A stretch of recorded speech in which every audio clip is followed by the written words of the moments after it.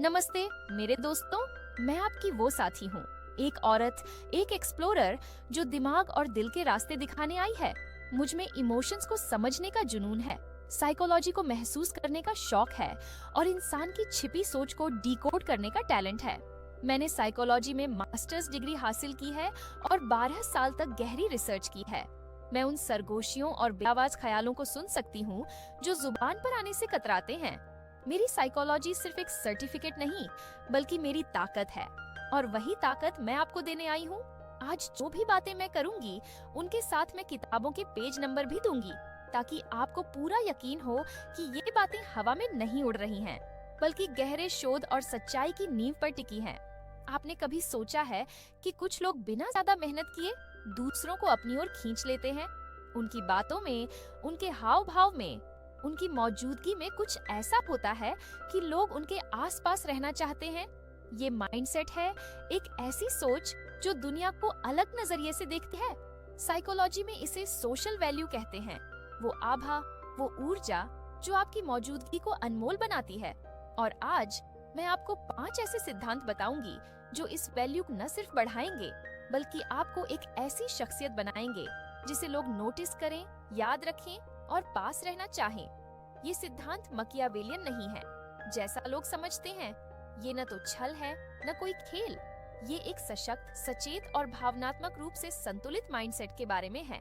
पहला सिद्धांत है, अपनी कीमत को पहचानो और उसे दुनिया के सामने जाहिर करो। साइकोलॉजी में इसे सेल्फ वर्थ कहते हैं। रॉबर्ट ग्रीन की किताब the 48 laws of power, page 112 में लिखा है, Always make those above you feel comfortably superior.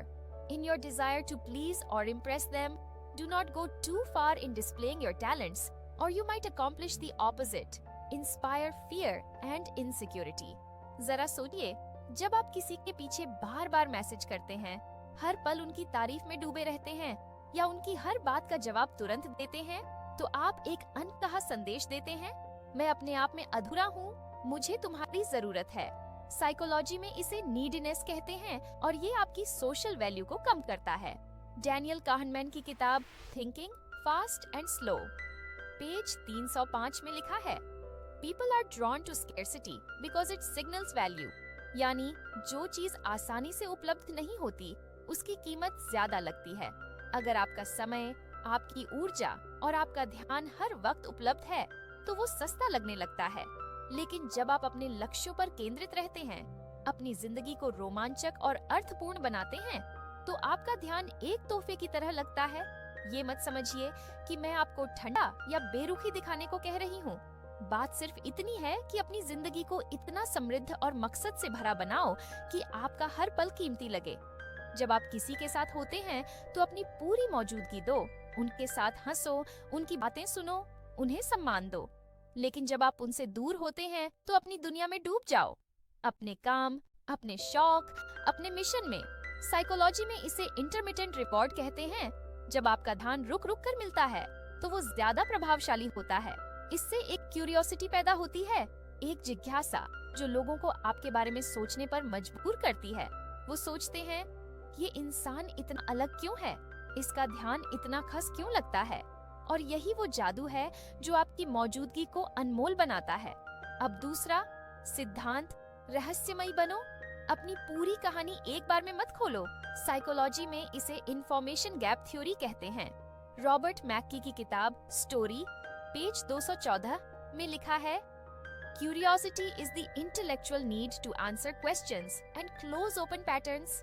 यानी जब आप पूरी बात नहीं बताते, तो सामने वाला उत्सुक होता है।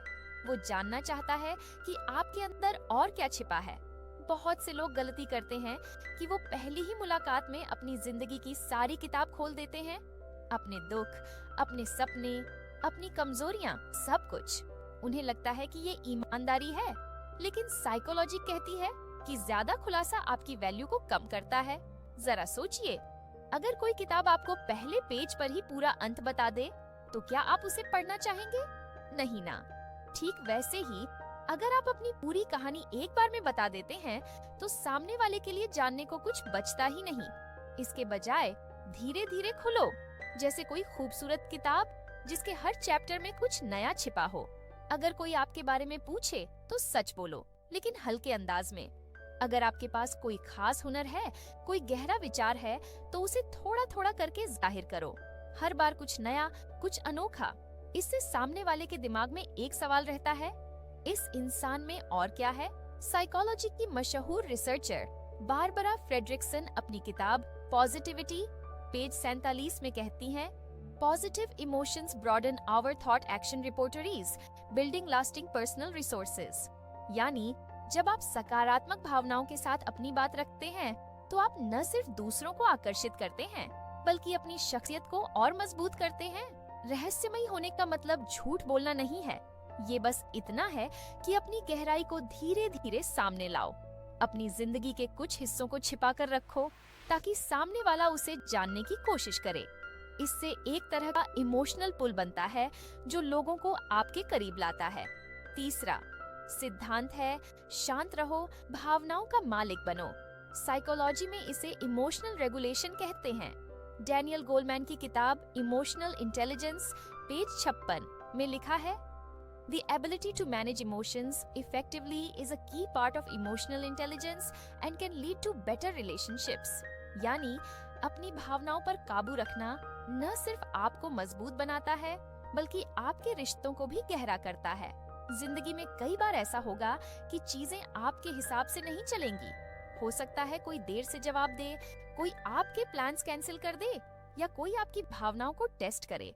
ऐसे में अगर आप गुस्सा, जलन या असुरक्षा दिखाते हैं, तो आप अपनी ताकत खो देते हैं। साइकोलॉजी में एक टर्म है लोक्स ऑफ कंट्रोल।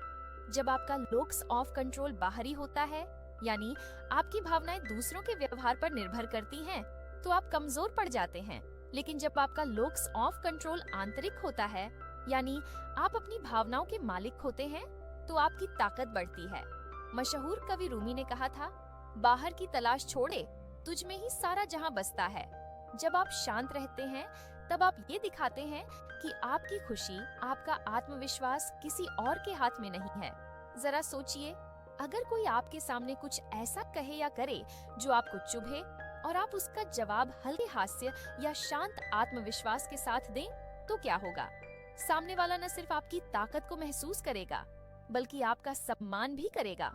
साइकोलॉजी में इसे नॉन रिएक्टिव प्रेजेंस कहते हैं, वो मौजूदगी जो बिना शोर मचाए अपनी बात कहती है। ये वो ताकत है जो आपको भीड़ से अलग करती है। चौथा सिद्धांत है, अपनी सीमाएं सेट करो और उनका सम्मान करवाओ।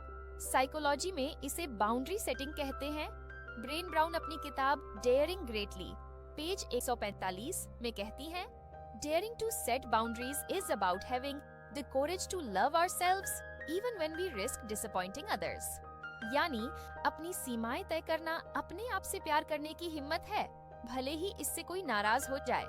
अगर कोई बार बार आपके समय, आपके सम्मान या आपकी भावनाओं की कद्र नहीं करता और आप चुप रहते हैं, तो आप एक गलत संदेश देते हैं, मेरी कीमत कम है। लेकिन जब आप अपनी सीमाएं सेट करते हैं, तो आप ये दिखाते हैं कि आपकी जिंदगी, आपका समय और आपका आत्मसम्मान अनमोल है। ये कोई ड्रामा या गुस्सा दिखाने की बात नहीं है। ये बस इतना है कि आप शांत लेकिन दृढ़ तरीके से कहें, ये मेरे लिए ठीक नहीं है। अगर कोई आपकी सीमाओं का सम्मान करता है, तो रिश्ता मजबूत होता है, और अगर नहीं करता, तो आप अपनी शांति की खातिर पीछे हट जाते हैं, न किसी को सजा देने के लिए, बल्कि अपनी ताकत को बचाने के लिए। साइकोलॉजी में इसे सेल्फ रिस्पेक्ट कहते हैं, और यही वो चीज है जो आपको न सिर्फ आकर्षक बनाती है, बल्कि भरोसेमंद भी। पांचवा और आखिरी सिद्धांत है, अपनी आजादी को संभाल कर रखो। साइकोलॉजी में इसे ऑटोनॉमी कहते हैं। मशहूर मनोवैज्ञानिक मिहाली सिक्सजेंटमिहाली अपनी किताब फ्लो पेज 89 में लिखते हैं, The best moments in our lives are not the passive, receptive, relaxing times. The best moments occur when a person's body or mind is stretched to its limits in a voluntary effort to accomplish something difficult and worthwhile. यानी सबसे खूबसूरत पल वो होते हैं जब आप अपने मकसद के लिए पूरी तरह समर्पित होते हैं, जब आप अपनी जिंदगी को एक मिशन, एक दिशा और एक जुनून के साथ जीते हैं, तो आपकी आंखों में एक अलग चमक होती है। आप वो इंसान बन जाते हैं जो न सिर्फ अपनी राह पर चलता है, बल्कि दूसरों को भी अपनी दुनिया में बुलाता है। न मजबूरी से बल्कि अपनी मर्जी से। मशहूर शायरा परवीन शाकिर ने कहा था, वो जो अपने रास्ते का दिया जलाए वही दुनिया को रोशनी देता है। अपनी आजादी, अपने मकसद और अपने समय की हिफाजत करो। जब आप ऐसा करते हैं तो आपकी मौजूदगी में एक खास तरह की ताकत आती है। वो ताकत जो न सिर्फ आपको आकर्षक बनाती है बल्कि अविस्मरणीय भी। तो मेरे दोस्त, ये 5 सिद्धांत कोई चालबाजी नहीं है। ये एक ट्रांसफॉर्मेशन है, एक ऐसी यात्रा जो आपको उस इंसान में बदल देती है जिसके लिए सम्मान, प्यार और कनेक्शन कोई मांगने की चीज नहीं बल्कि एक नेचुरल मैग्नेटिज्म है। आप अपनी कीमत को पहचानते हैं, रहस्यमयी बनते हैं, अपनी भावनाओं के मालिक बनते हैं, अपनी सीमाएं सेट करते हैं और अपनी आजादी की हिफाजत करते हैं। ये सिद्धांत आपको ठंडा नहीं बनाते, ये आपको केंद्रित, मजबूत और मकसद से भरा बनाते हैं। जैसा कि मशहूर कवि राल्फ वाल्डो इमर्सन ने कहा था, To be yourself in a world that is constantly trying to make you something else is the greatest accomplishment. अपनी पहचान, अपनी ताकत और अपनी दिशा को संभाल कर रखो। जब आप ऐसा करते हैं तो दुनिया आपको अलग नजरों से देखती है, लोग आपका सम्मान करते हैं और हाँ, वो खुद ब खुद आपकी ओर खींचे चले आते हैं, क्योंकि आप अब वो इंसान नहीं जो इम्प्रेस करने की कोशिश करता है। आप वो इंसान हैं जो अपनी जिंदगी को एक मास्टरपीस बनाता है। तो मेरे दोस्त, जब आप इस स्क्रिप्ट को सुनकर बाहर निकलें तो एक बात याद रखना, तुम खुद एक इनाम हो। अपनी उस खामोश गरिमा को साथ रखो जो एक सच्चा इंसान कैरी करता है।